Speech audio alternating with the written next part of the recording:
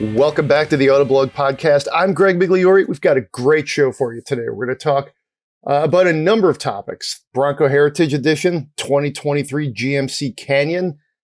Thieves made off with some vintage cars in the UK and then took them to a demolition derby. You won't believe what happened next. Actually, you probably will. You've probably seen the story. I just felt like talking about it because the cars are interesting. Then, Senior Producer Chris McGraw is joining me today for this show, and we're going to talk about how you can turn your car into a camper for less than $100. He's been driving the Z car and the EQS 450, which I drove last fall, and I've spent some time this week in the Volkswagen Atlas, which I took golfing. We will spend your money. With that, I will bring in Chris McGraw. What's going on, man? Not too much. Just living it up in the hot summer here in Colorado. All right. Was 54 degrees this morning. It feels like August is turning into like September. It's summer in Michigan has been, I think, too good, if you will. This just to me means September is going to be like 85 every day. Man, I love that transition from summer into fall in Michigan. It's so great. Here, it's like it was 97 when I went to the gym after work yesterday. So I could deal with some 54-degree temperatures right now. Yeah, for sure. Very good. Very good. Yeah, I don't know. It's like we're a month ahead of schedule, but we'll see. But yeah, big show here for you. So Bronco Heritage Edition. I think these are cool because, I mean, for me, this is like the obvious. Like the Bronco is a heritage play. You might as well steer into it and give the people what they want, which is a little more of a super retro vibe. So Dodge has had some success with this with the Challenger, I think.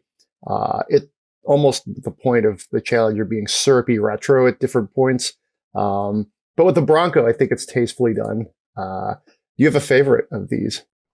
Oh, man. So my favorite, I mean, I just love that they brought back the white roof, obviously. I mean, you can't do a Heritage Bronco without bringing back the white roof. Yeah. I would say there was the limited edition Yellowstone metallic, so it's the yellow color. That one is probably my favorite, which I kind of found myself surprised at because I'm not usually like a huge yellow car guy. Guy Fieri don't at me because I think he's got like a yellow car collection. So I'm not usually a huge yellow car kind of guy, but there's something about that Yellowstone metallic that just really stood out to me. Especially with the white roof. I would like to have seen white Ford letters instead of red on everything, especially with the Yellowstone metallic. It's like trending towards McDonald's-y with the red and yellow. But I totally get why they did it. I think that's my favorite. The Bronco Sports, they don't do it for me as much as the regular Bronco. But I mean, I guess that could be said in, multiple ways with the Bronco Sport versus the regular Bronco. What are your thoughts? What's your favorite? So agreed. I think it's this is to me like almost like marketing at its finest. Like the Bronco Sport didn't exist in the 60s and 70s. So hey, let's make up a history for it and dress it up like they did.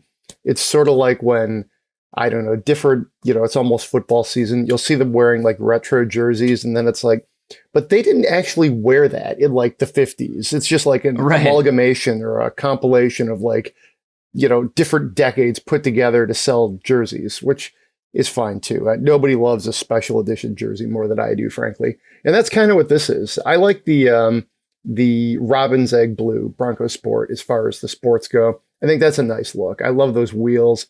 If I was going to, go with the Bronco Sport, I think that's very tasteful. And I like the red one too, the race red one. That's kind of I think that's very 70s, if you will. And I think they do it a little better than the yellow one, the Yellowstone one. Again, those wheels are just amazing. I think that's the wheels on the race red are way better, I think, than the wheels on the Yellowstone metallic. Yeah. So I think that's a good one. It actually reminds me of Jim Farley did a special edition for the which one was it? It was for a soup kitchen actually here in Detroit, and that one had really awesome white wheels. And I thought, why don't they do more of that? It was kind of a one-off they used. they raised like over $1 million for a soup kitchen here, which is just stupendous. Oh, wow. Which is great. Yeah. But I like those wheels. And they also had a special edition, I think it was a Park Service one. So yes, yeah, that was a great one too. Very small, again, very limited though. Yeah, I don't even know if they ended up selling that one or if it was just like, I think it was like a Filson collab. Yes. And actually, my neighbors got the Park Service Bronco from just outside Yosemite. It might be from Yosemite, actually. Nice. He's got two. He's got an 89 and a 90, I think, sitting in his driveway right now. I don't know if either of them run, but one of them is the Park Service one. And he's like really hoping to get that one up and running for his, he's got two boys that he wants to give these two Broncos to. And I think that'd be such an awesome first car to have. If he doesn't do that, I will put a bad idea into your head. See if you can take it off his hands, maybe for like, I don't know. At the end of the day, it's still like a 30-year-old Bronco. I mean, not quite collectible. If it's not running, it might be a situation where he's like, I want to get this out of my driveway. That would be a fun sort of daily driver, but like fun daily driver. Not that you're going to take it everywhere super critical, but just like, I need to get to the store. I'll probably get there. I think I'll take the Park Service Bronco. Right. Yeah. Definitely not a long road trip vehicle for me, because it's more of an if we'll get there than a when. Yeah. I think right now, at least. Yeah. All right. So we'll shift gears over to the 2023 GMC Canyon, revealed August 11th. Bit of a hot take on this one for me is, for the first time, I think the Canyon looks better than the Chevy Colorado. I've always been more of a Colorado person. I think Colorado had attitude.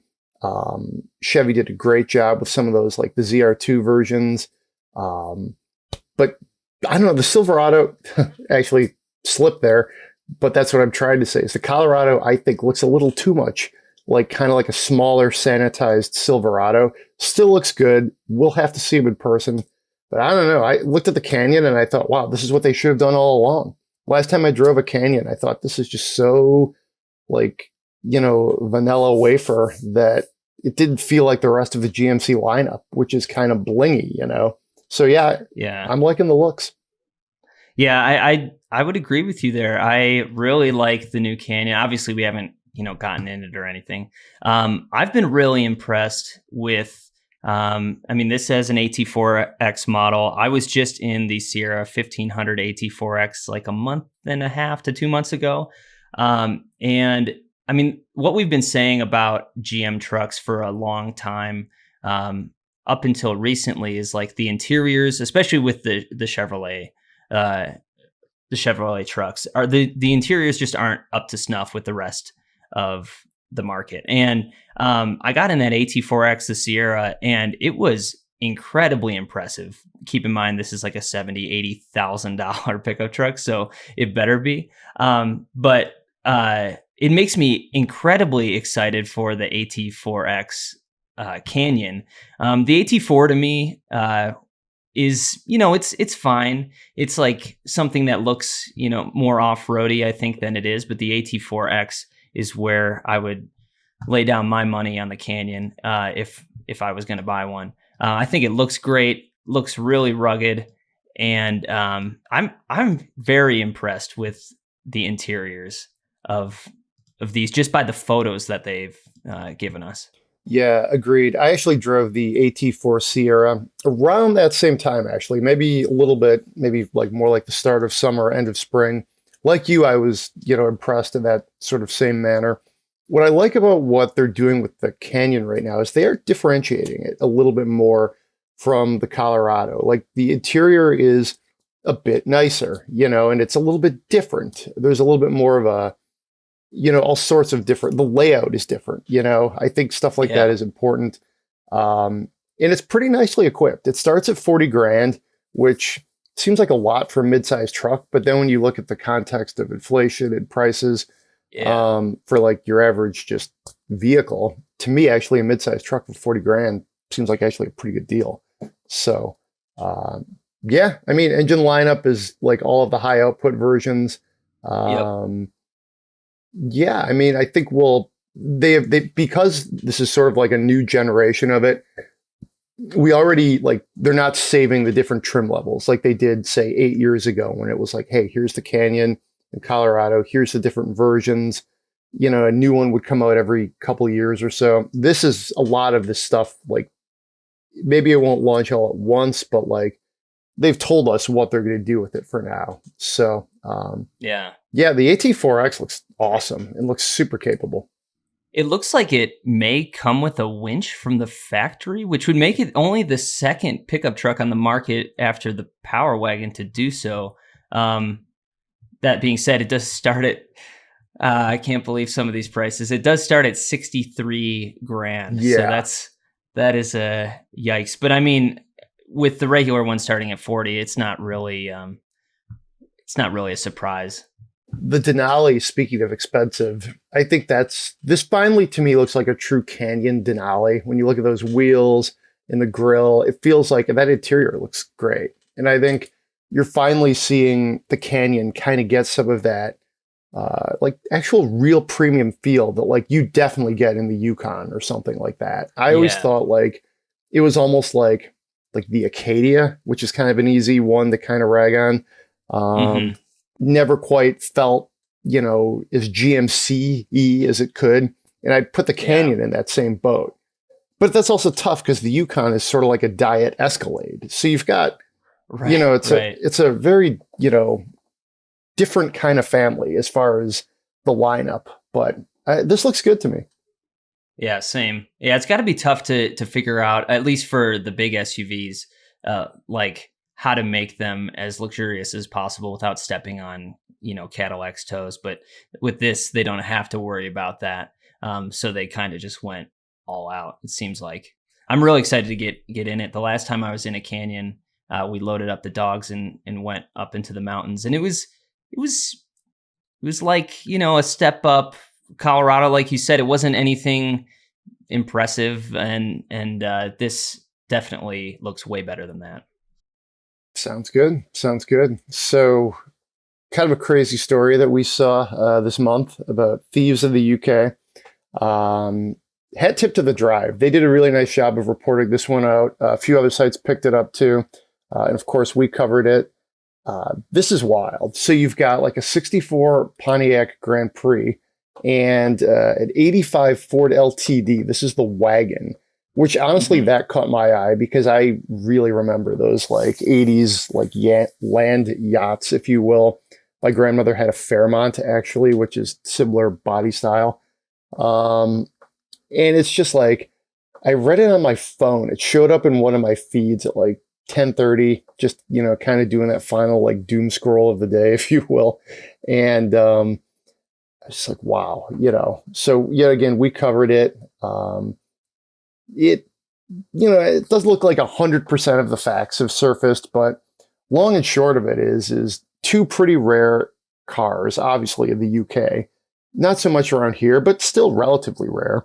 You know, you're talking about an almost 60-year-old Pontiac and a pretty rare wagon. Most of them around here rusted out, stolen, and then two cars that look very suspiciously like them showed up at a demolition derby, or as they call it, a banger race in the UK, which I think is way better. It's banger race. Yeah, it actually is more descriptive when you look at how the car is like. It's like an oval, but it's also like they are smashing into each other. Long story short, they just showed up and it was like, hey, here's two more entries. Apparently nobody noticed it right away. The cops were called and they did come up and impound these things, but it was too late. As you could see, it was clearly after the race or after the cars had gotten the worst of it. I don't know, man. It's just, for me, it was a little cringy. I was a little mad. I also think like these are the cars. I mean, what are the odds there's another 64 Pontiac or LTD wagon like that in the UK? Couple sites had reported out, it might have been The Drive, that literally there was only one of those LTDs registered in the whole UK. So, you know, unless somebody showed up with some like, you know, salvage title with exactly the same wheels, if you look at the pictures, like what happened? So I don't know. Filled me with rage, but I also couldn't look away just because of the cars, and I don't know. Yeah, it's one of those things where like, man, if I was involved, meaning if I was the person who got the car, stolen from, it just like talk about heartbreaking. Yeah. And if it is indeed the only LTD in the entire country, like yikes, that's just definitely leaves a bad taste in your mouth. They like spray painted them this like teal color with black roofs, and they've got to be the same cars. I would be shocked if they weren't. I'm also this is the first time that a car that came out, within a couple years of me being born has been referred to as a classic. So that that made me feel all sorts of things as well. But yeah, it's just, man, yeah, that just is heartbreaking to, restore something, assuming it was, it looks pretty clean in the photos. Both of them look pretty clean in the photos. And then the before and after is just, it's disastrous. It's a weird crime too, because it's like, what is like, you're the thief. Why are you going to the trouble of stealing the cars, take them to a demolition derby? And it's like, It's not like these two cars are like that valuable. Where like stripping them, you're going to be able to like flip a profit off of the different parts, because to get them sort of race prepped, such as it is, all you're really doing is taking out like the glass and anything that would make them nice, which isn't like intrinsically valuable stuff, right? You still got the motors in there.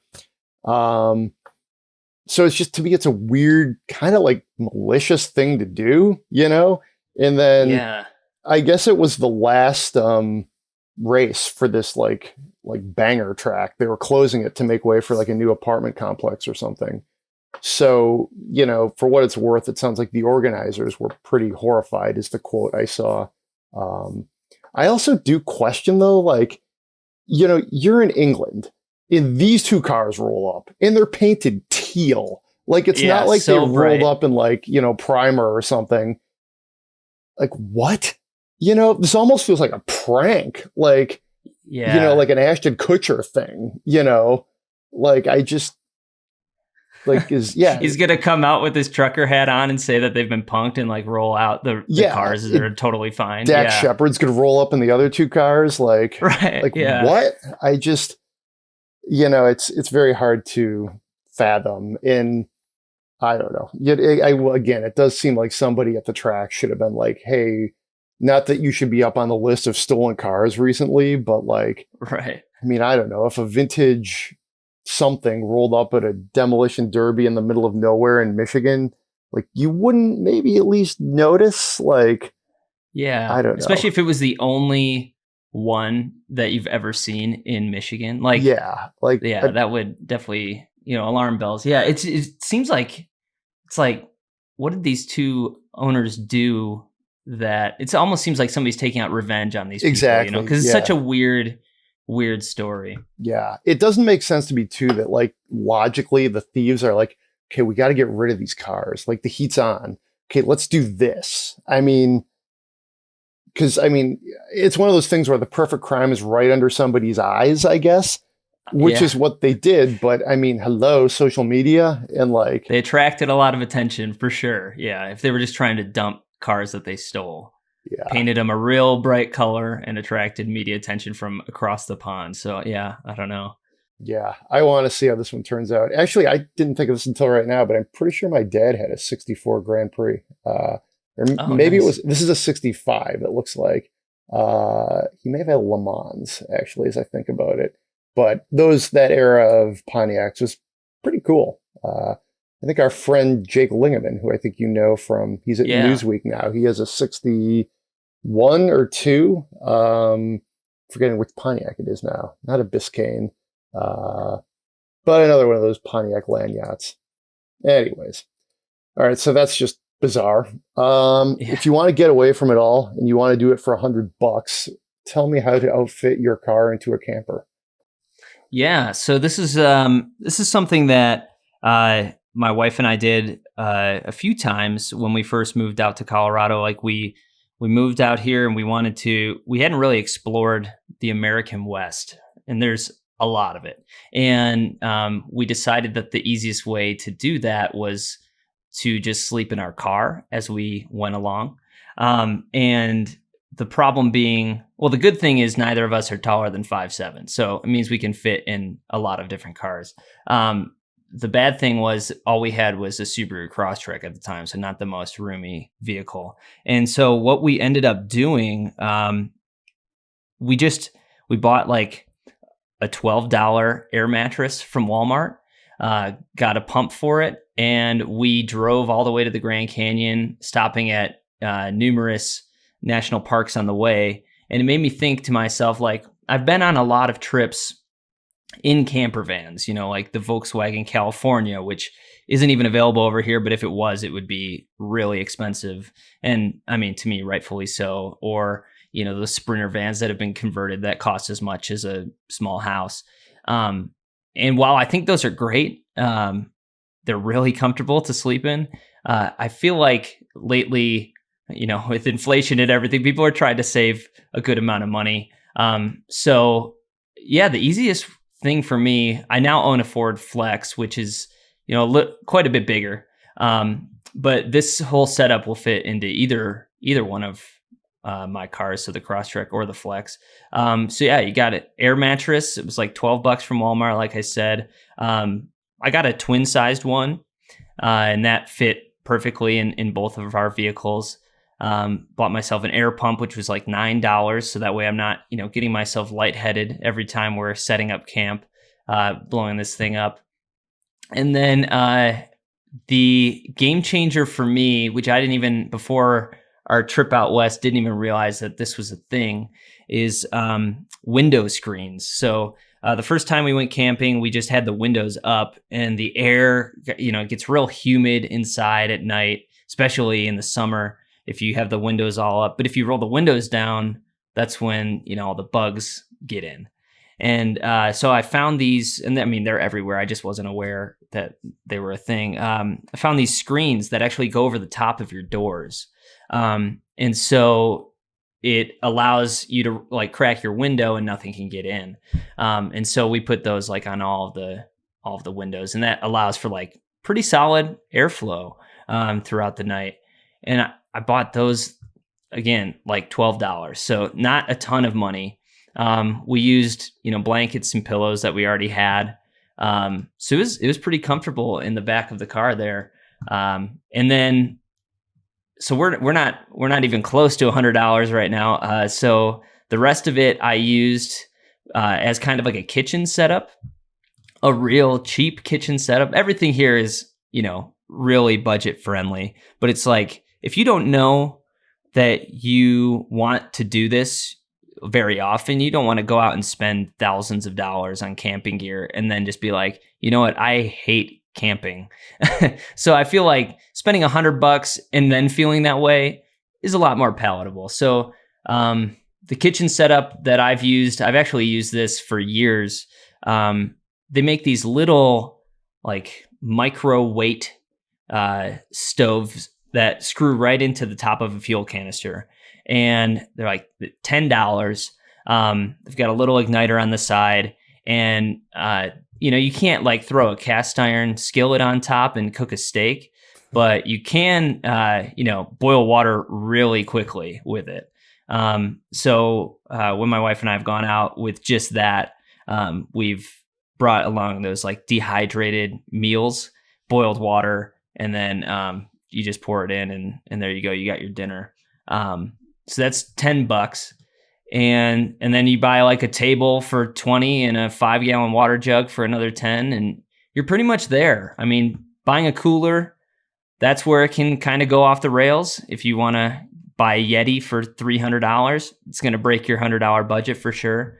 Coleman has some not as nice versions, that won't keep your stuff quite as cold for like $16, but it's a heck of a lot cheaper. But I highly recommend, if you've never tried sleeping out of your car, especially if you have an SUV or a crossover, sleeping out of a sedan, little tougher. I know Zach is like slept out of his Integra like on a cross country road trip, which I think is insane considering how tall he is. yeah, if you have a crossover or an SUV, I'd highly recommend just giving it a go. You can bring a lot of stuff that you already have at home, and it doesn't really cost a whole lot. So yeah. Have you ever tried sleeping in any of the press cars or sleeping in a car that you own? Yeah, no, great question. We so by the time this podcast drops, we will be back from the UP actually, but and we're doing like cabins, cottages kind of thing on right off of Lake Huron. Long story short, previously we have done that where instead of like renting or just straight up camping, we have just, we had I think it was a Chevy Tahoe. It was a Tahoe. It was like a special edition Tahoe thing, but yeah, worked out pretty good actually. But some of the tricks that you mentioned here, they would have made it a little more comfortable. Like the window problem is like, it's a real problem because like we weren't sure to like, it was May when we did this and it was just the two of us. So before kids. So it was pretty like easy and we just like pulled up, some people in the camping party had tents, some people stayed in another cabin. We're just like, we're good. Put down the seats, good night. And it worked out pretty well. I actually got a speeding ticket in the Tahoe on the way home. I think the guy saw the car and he was like, okay, guy, sure. I'm not going to give you a break, Mr. Like, Metro Detroiter flying through northern Michigan in your $70,000 SUV. Here's your ticket. But yeah, it worked out pretty good. We just did sleeping bags, put the seats down, and it worked out okay. I think the screens, especially in like summer, that could be a game changer because you get that like wind through, and then it's just like you're camping in a tent, only maybe a bit more comfortable. So that could be very cool.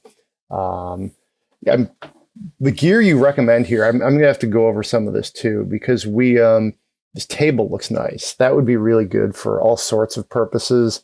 And then this, like the camp stove thing looks super clever. Like most of the places we go, like there's like fire pits and, or people will bring larger gas stoves, like, even if this were like a tailgate application, but, that's super handy just in case you don't want to build the fire and you need caffeine and totally. Yeah. Like those things are so small.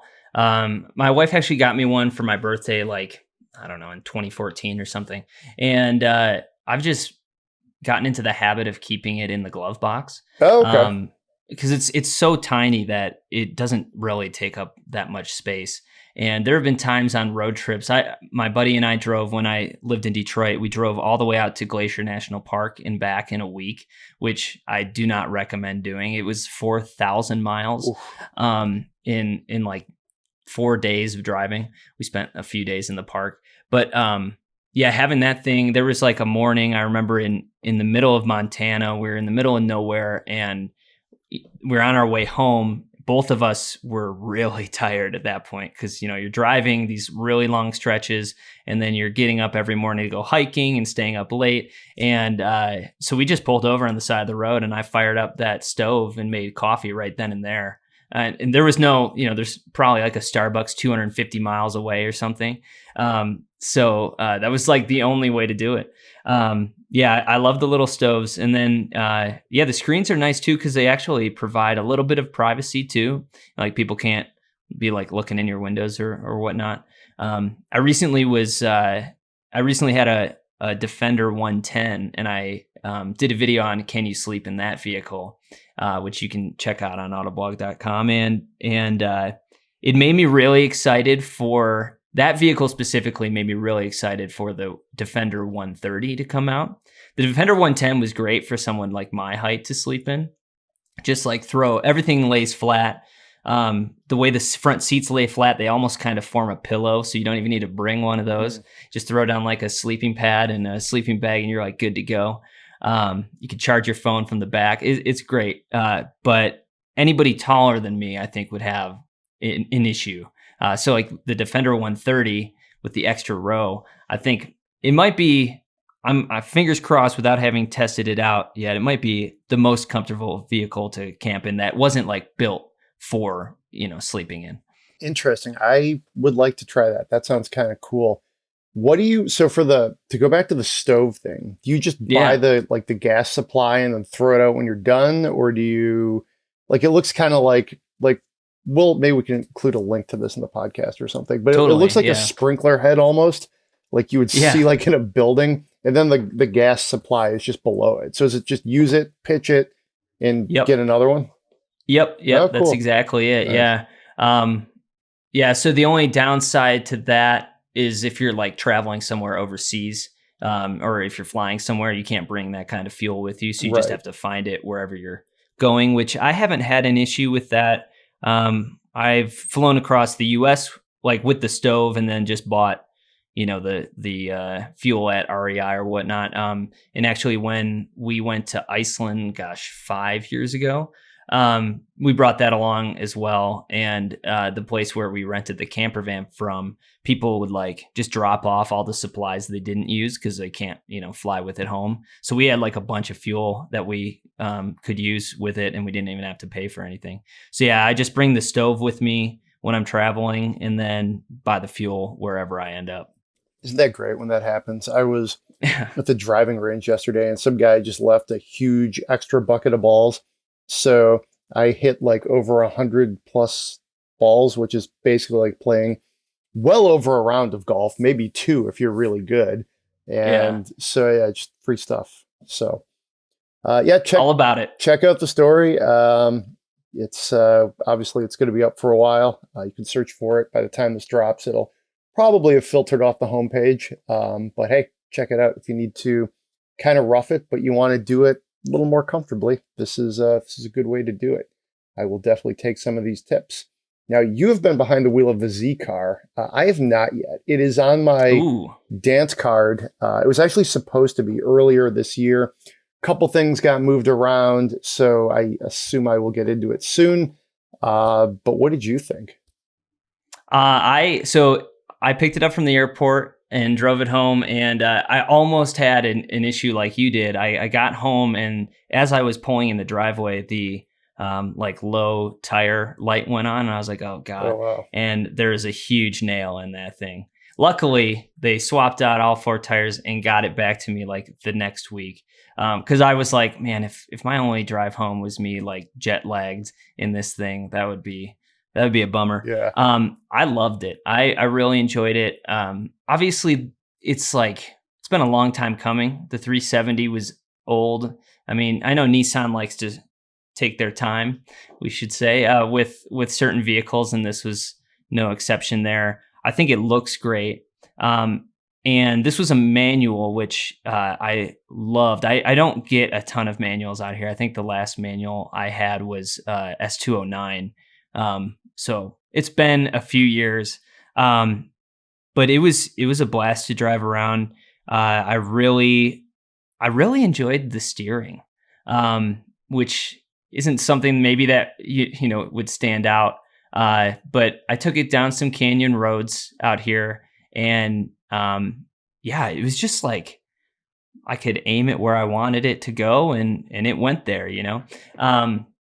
Performance wise, again, it was everything that I asked the car to do. It did it for me, which was great. Obviously, like around here, canyon roads don't have the highest speed limits, so I wasn't pushing it to its max or anything.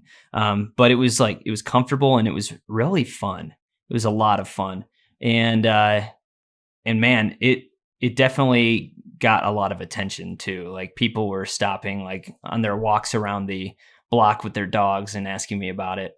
I was actually at a Nissan dealer event last Friday. It's like a local thing where we built bikes for charity and then watched this mountain biking movie. And they had an old Z there, like a real old Z, and the new one. And man, people were swarming that thing all night. So I think it's a great car. I think it looks so much better.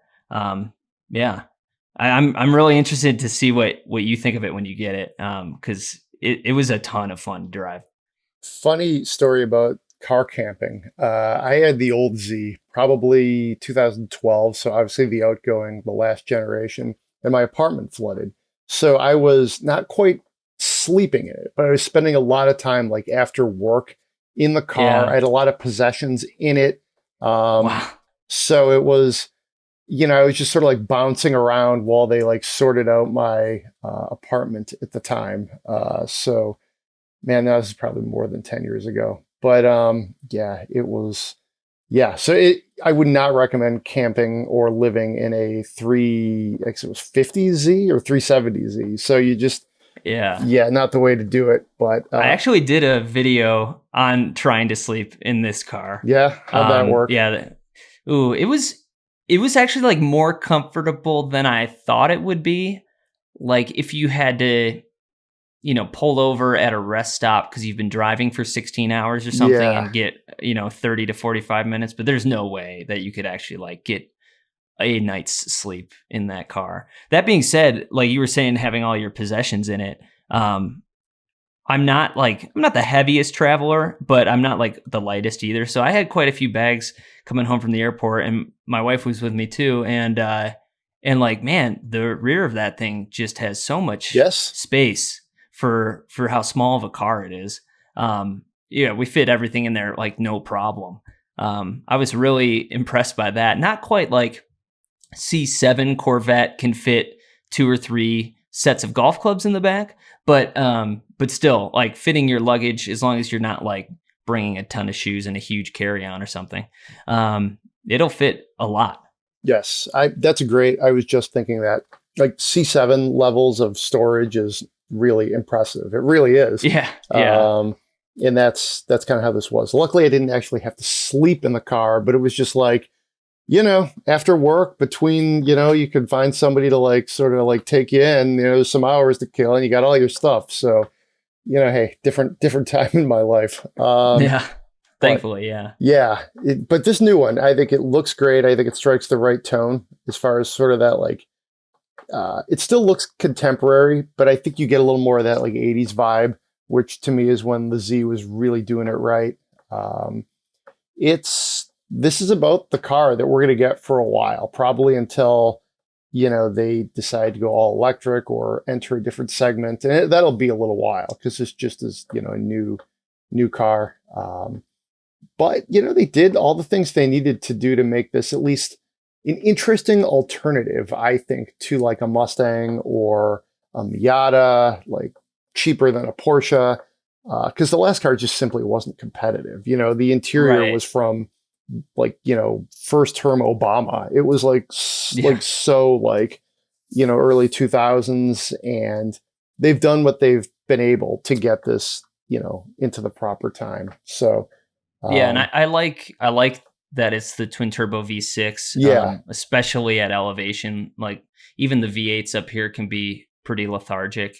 And so to have that twin turbo V6 is a nice alternative. I know there are people out there who live and die with the V8. I'm not one of them. So I like to have that option at least on the market, Yeah, that old 3.7 liter VQ V6, which was fine for the time. It was kind of high revving, 332 horses, only 270 pound-feet of torque. You had to go all the way to 7,500 RPMs to get most of that. I mean, you're talking like Carter administration technology, as far as like, I mean, I may be exaggerating a little bit, but it was, that was another dated power plant. So, well, cool. So over to the EQS, you had the 450 version. I drove this last fall, and I really thought it was very much like of the future, if you will. It's interesting to see what everybody's doing in this segment, and this is certainly like Mercedes' take, very Mercedes, if you will. So what's your take? I mean, it feels like you're stepping into an S-Class, only it's a lot quieter. Yeah, like. It is, which is, I mean, that was their goal, I'd imagine. It has presence to me, just looking at it. The wheels with, a million little Mercedes logos in them. And it looks a bit different than everything else. I mean, it looks like what an electric Mercedes in your mind would look like. But getting inside, it's incredibly comfortable. And I mean, the S-Class was no slouch either, though, when it comes to comfort. You and I were talking before the podcast, like about, I want to hear your take on this. It's ultra quiet. It's got all the things that high-end Mercedes have. I mean, the one that I'm driving currently is $122,000, including like the massaging seats, which my wife, who is currently in her third trimester, has been using quite a bit. So I actually had her give me some notes on the massaging seats portion, which she said it wasn't quite to the level of a Brookstone chair, which is good because I don't think I would be able to drive if I was sitting in a Brookstone massaging chair, but it was up there, which I thought was pretty impressive considering, it's in a car. And yeah, I can't get over how quiet it is. It's unbelievably quiet inside. You're driving down the highway and we don't have like quite as bad of roads as in Michigan, but there are some bumps and it's like it just coasts right over them and you don't even hear it. It's incredibly incredibly comfortable. It's not super quick. I mean, it's quick like all EVs are, because you get that torque, all the torque right away. But it wasn't like anything that, made me fly back in my seat when I was using it. I also like how configurable it is. You can put like your own, like, what am I trying to say here? You can put all your settings in and have somebody else come in and then they just put all their own settings and you have two separate accounts basically in the car. Oh yeah. I noticed that and too. Yeah, I like that a lot. And I also like that you can, instead of just like, there's an eco mode or there's a sport mode or there's a comfort mode, you can go in and actually do eco mode in the driving only and then sport mode and everything else, like suspension and the driving and all that. Or you could do comfort in 3 out of the 5 things and sport in the other 2, like sport steering and sport suspension. So yeah, I really like how you can do all of that. And then the screens are just huge in the thing. There's a giant screen even on the passenger side, which one of them, you can change it around. One of them is a compass, which I generally don't use all that often. I'm not really navigating by compass, especially when I have a map. But what's next to the compass is the elevation that you're at, which was kind of cool to see, because you don't really see that too often in too many vehicles. Though, speaking of the Canyon earlier, I did notice that the new AT4X will show you there's like an overlanding mode that actually shows you what your elevation is at. So I was like talking to a friend. I was like, yeah, I've never seen that before. And then the Canyon came out and did the same thing. So, not as special as I thought it was at the beginning of the week, but still a cool feature in the car. But the massaging seats so far have been a fan of all the passengers that have been in it. Well, I will further like dim your view of that feature, I guess, because the Volkswagen Atlas that I'm driving also has like the elevation, just like it's one of the default settings. At first I was just like, what the hell is this? I don't care. I'm just in an Atlas driving around Oakland County. Like I know I'm on like one of the flattest places on the face of the earth, but I kind of thought it was cool after a little bit too. So we'll see maybe if the UP you get a little more elevation change. Right. It's funny you mentioned the massaging seats. This isn't indicative of just the EQS. But I thought they were pretty mediocre. I think Mercedes wow, okay. Yeah, hot take. I think their massaging seats are very mid to back of the pack. You want a good massage, get in the Jeep. That will like that's really like a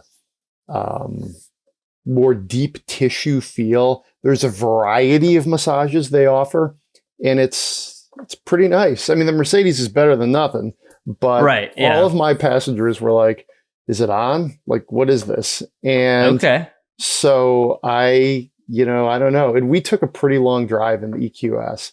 We, I forget where we went. I think we went to a wedding or something. It was something that was on the other side of the area. So we put 65 miles on it, at that point.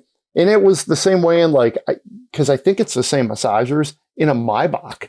And I was just like, man, you're paying Maybach money, and this is like, what is this? And Yeah. I have yet to find a better massager than the Jeeps, and that includes a Rolls-Royce Cullinan, which, wow, okay. It's just like, it's not about the money. It's like, I don't know, man. I'm just telling you, like, I'm surprised, talk about the most first world problems too. Yeah.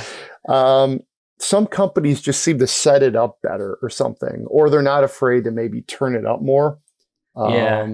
Jeep knows you've been off-roading, so they know you need like that deep tissue to get that knot out of your back or something. Which Jeep were you in that had the seat, the massaging seats? It was either the Grand Cherokee L, I want to say, or it might have been the Wagoneer. It was last fall, and I had again, I maybe had gone golfing the night before or something, and it was like kind of like a fall weekend. I think I took my son to like Culver's or something just to kind of get like some sort of like slightly better fast food dinner and get home and watch more football, that kind of thing. And I just was sitting in the drive-through with the massagers going and talk about the seasons changing. It was getting a little cooler, so I could have the heated seats on too. So it was, I remember this, how relaxing. It's like 60 degrees, you've got that football on the radio, he's in the back happy because he's getting chicken nuggets, and it was good massage at the end of the day though. I mean, it didn't matter. It just was a better massage than the Mercedes. It's funny because like I definitely remember my first actually I've had like 3 Mercedes massage memories in my head, but like there was one where we were up in Petoskey doing Tech of the Year testing, and like we were running around shooting video all day, and we were up pretty late, and then left in the morning and had to drive back down to Detroit, and I got handed the keys to the S-Class, and that was actually, this is like I remember 2015. That actually. Yeah. I think this was, I'm pretty sure that was my first time ever in an S-Class. And the thing, it would basically, you keep your hand on the wheel, but it'll keep you in the lanes, and there's not much turning on I-75 up in Petoskey all the way down to Detroit. So the thing basically drove, didn't quite drive itself, but I didn't require a lot of input from me, and I had those heated massaging seats on. The EQS does have the similar feature with the I'm not going to call it self-driving because it doesn't do that. You have to keep your hand on the wheel, but it does keep you within the lanes, and it'll steer. It'll change the lane, change lanes for you if you're on the highway to you just turn on the turn signal, and it'll either slow down or speed up depending on who's next to you, which I thought was kind of cool. But that's also all the same stuff that was on that S-Class back in 2015. So it wasn't anything that was like ultra impressive, like driving the GMC Hummer. Driving that on the highway was really impressive, and that's not even like the furthest that GM's self-driving goes. So that part I thought was like, it was okay, because like 2015 was 7 years ago, and it seems like there should be more done since then, to me. But I do, going back to the Jeep, I think I have a Grand Wagoneer, maybe it's just a Wagoneer coming hopefully in the next month. And now I'm like super stoked to try out the intense massage of the Jeep seats. Yeah, by all means. It's a pretty good experience, I think. And I think Jeeps in general, especially the larger ones, can be quite comfortable. So, and overall though, I mean, it's funny to pick apart the massagers. EQS was, I think, an exceptional car. I had the 580. Design was outstanding. I think it's a little risk taking because it almost looks like a mouse. Very, significant departure from Mercedes, but to me it was a brilliant electric car. I liked it better than the S-Class that I tested around that same time. To me, this is where I'm at. To me, luxury and prestige is something like this that's electric and laden with technology rather than like the S-Class old money vibe. I thought this was cool. It's talking about hatches. The hatch was enormous in the EQS. Yeah. We put my son's scooter in there, drove out to Ann Arbor to hang out with some friends, and I mean, it was crazy. The only downside was that white interior, which you don't really want to put like a 4-year-old's muddy scooter in it. Seemed to have been okay. But yeah, but very nice car. All right. So we did mention Atlas a little bit. By the time you listen to this podcast, I will probably be back, if you will. So we recorded this one just a little bit ahead of time. So maybe a little more on the Atlas if I do anything cool with it during my adventures in the UP. So far, I've put golf clubs in the back, which of course fits. It's the 3-row model. It's one thing I do like about the Atlas is I feel like it's a little more interesting looking than like some of the others in the segment, like from Ford and Chevy in particular. Like they basically said they took the Explorer and then tried to do it only in a Volkswagen way. I did an engineering drive of the Atlas a couple of years ago, no longer than that, 5 years ago, when they were just sort of getting production spooled up in Chattanooga. But, it's just, to me, it's a slightly different version of a heavily commoditized segment, if you will. I can say that right. So, we'll see. I'll load it up. We'll put everybody in it, see what the dog thinks, check out the elevation, and, go from there. I did like the Atlas Cross Sport. I drove that somewhat recently, and to me, that is kind of different. Again, you lose cargo capacity, but not that much. And then when you take like one of the, there's like one, I forget what Volkswagen's like sporty trim is called. But when you do that, it does get a little bit of like an attitude. It's almost like a poor person's BMW, which is a cliche, but it looks like a German expensive SUV for like, probably a 15% discount compared to like a Mercedes or an Audi. So we'll see. Yeah, I found the rear seats like really spacious, and I mean it's a big vehicle. It's considerably bigger than the Explorer. Yeah. And it fits a lot of stuff in the back, and I'm not the best person to ask about rear seats because I'm not breaking any records height wise, but I felt incredibly comfortable in the rear seats of that. We drove it through like Yellowstone and Grand Teton. We put quite a few miles in a day on the Atlas, and found it very comfortable. So yeah, I imagine that your road trip up north will be similar. Sounds good. Should we spend some money? Yeah, let's do it. Right, let's do it. I hope everybody enjoyed our Reddit AMA earlier this month. We're still pulling stuff from it. So a couple of Spend My Monies that popped up. We noticed a lot of people who engage with us on Reddit, also our podcast listeners. So, hey, thanks for listening. And thanks for showing up for that Reddit AMA. This is one that came in a little bit after it ended. So I figured let's throw it on the podcast. Pretty simple. $40,000. Do you have any recommendations for a comfortable daily driver with performance?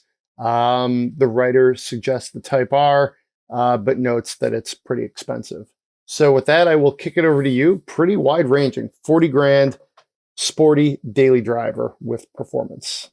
Yeah. I mean, I can't believe I'm saying this, but $40,000 isn't what it used to be. Indeed. So like you mentioned that, the Type R is out of your budget. And so my overall thought here is, even though the used market right now is crazy and it isn't the the bargains that you used to be able to find, I still think at this price point, if you want something like daily driver with performance, that you should go used. I think you get a lot more for your money still if you go used. Plus, I mean, buying new cars right now is also crazy. So if you look up an MSRP of something $39,995 online, who knows what it'll actually cost you at the dealer. Yeah.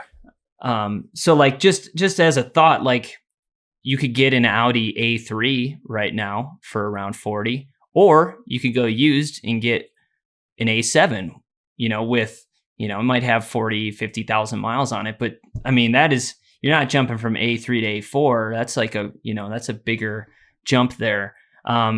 So I don't really have a specific one in mind. You mentioned the Type R, so it makes me think that like you want the Type R, which the new Type R versus the old Type R, personally for me, the new one looks incredible. It's much more my style. It feels a lot more grown up. I haven't driven it. I drove the last gen though.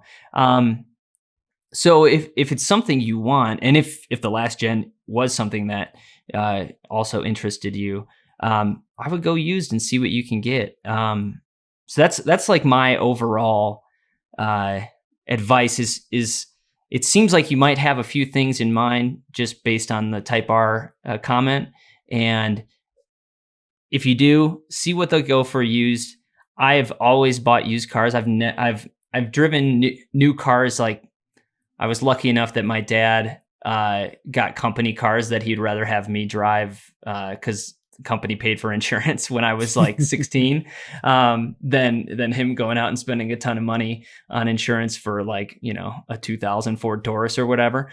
So I've driven my fair share of new cars as daily drivers. Obviously, I drive a lot of new cars for work, and it's great, but it's not like the be all end all. I've loved every car that I've bought, even though those cars were used. So that would be my advice.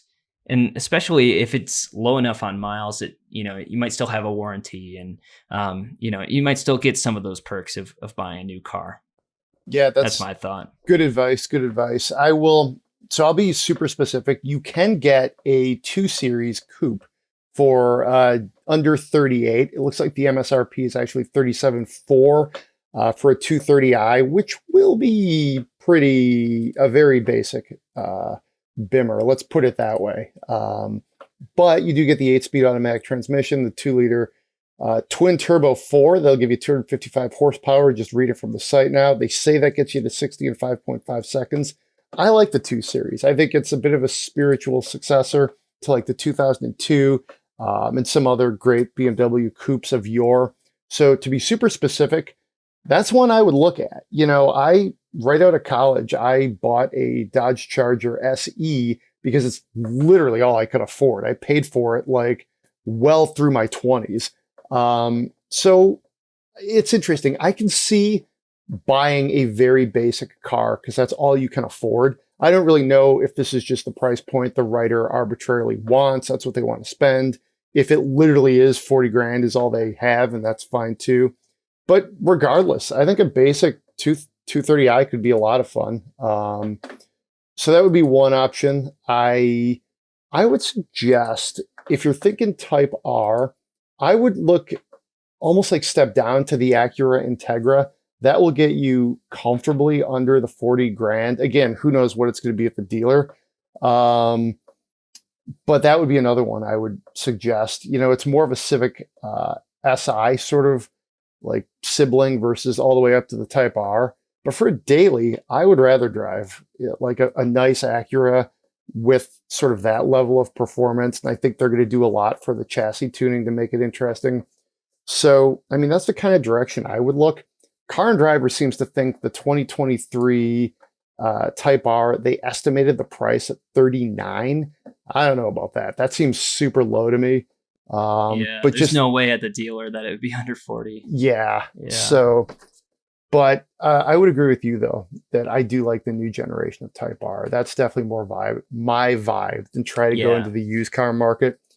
And then I'll do my standard disclaimer, under 40, a lot of Mustangs out there, a lot of Camaros, Challengers on the used car market in particular, but also new, depending on how mild or wild you want to go. You get a nice Golf R, probably, under 40 grand. That could be fun. GTI, even lower. So, the standard ones we always tell you, but, right around that 40 grand range, I would look at a 2 Series coupe or, consider maybe a little less power than the Type R and look at the Acura Integra. Another one I haven't driven, but I'm very excited to drive. So and you can get the A-Spec Tech package. So like, I think that may be their highest trim right now. Yeah. And it's like 36. Yep. So you're definitely well within that. And with all the bells and whistles. Because I agree with you. I think sometimes it's better to go with a cheaper base car, less expensive base car, fully loaded, than it is to go all the way. Not that necessarily a 2 Series is all the way, but and get it without anything. Sounds good. Sounds good. So this next one is pretty fun. Hello, I'm lucky to be, let's see, moving to Japan, doing it with the military, looking to buy a JDM sports car and import it back in 2025. So it sounds like the writer has like a couple year hitch in Japan, and then they'll be back here when the Army moves back to the US. So there we go. Question is what JDM sports car should they go ahead and buy? This is 2025. So given the 25-year rule, there's actually a couple years of runway here, which is kind of cool. We did weigh in on this on the Reddit AMA. James suggests Subaru WRX two-door, which would be very cool. Again, Civic Type R or a Mitsubishi FTO. So couple of random choices. I actually, off the top of my head, don't even know what that is. I need to look at that. Oh, yeah. Okay, yeah, you could. I've seen those. That's random, but that's definitely a deep cut. So, basically, what kind of JDM car would you import? I mean, hands down, I'm importing a Civic Type R. Okay. I went to Japan a few years ago, got to go to the museum, the Honda Museum at Motegi. Yeah, me too. It's awesome. Yeah, it's great. It's incredible to be in the same room as a vehicle that Senna drove. Like yes. I just like standing in front, it just goosebumps. The NSX also Type R also gave me goosebumps. But the third car there that I really, really loved was that Type R. I also like the two-door WRX option. If it was me, and this is totally negating the whole sports car side of it, I would definitely bring home a 70 series Land Cruiser. We don't get them here in the States. I think there were like 9 sold in all of North America, all to like some mining company up in Canada. As you can tell, I'm a little obsessed with that vehicle, the fact that I know such weird information. It's also the only Land Cruiser that I have yet series that I've yet to drive, outside of like the Super Cruiser, which was like the Humvee.